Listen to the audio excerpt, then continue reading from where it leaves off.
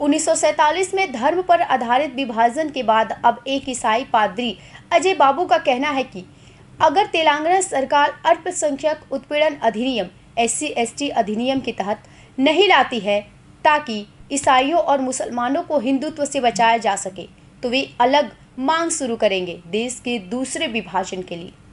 మతాన్ని మీరు స్వీకరించాలి, మేము చెప్పిన దేవుణ్ణి మీరు నమ్మాలి, మేము చెప్పిన తిండే మీరు తినాలి, మేము చెప్పిన బట్టలే మీరు కట్టుకోవాలి, మేము చెప్పినట్లుగానే మీరు బ్రతకాలి అని అనడానికి వీళ్ళెవరు? వీళ్ళకేం హక్కు ఉంది? అసలు రాజ్యహింస జరుగుతోంది మతం పేరుతో.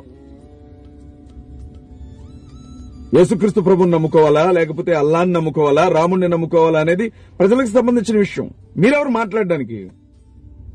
ఇక్కడ రాముణ్ణి నమ్మిన వాళ్ళు మాత్రమే ఉండాలి, యేసుని నమ్మిన వాళ్ళు గాని అల్లాహ్ని నమ్మిన వాళ్ళు గాని ఉండడానికి వీల్లేదు అని అంటే ఈ దేశాన్ని ఏమైనా కొనుక్కున్నారా?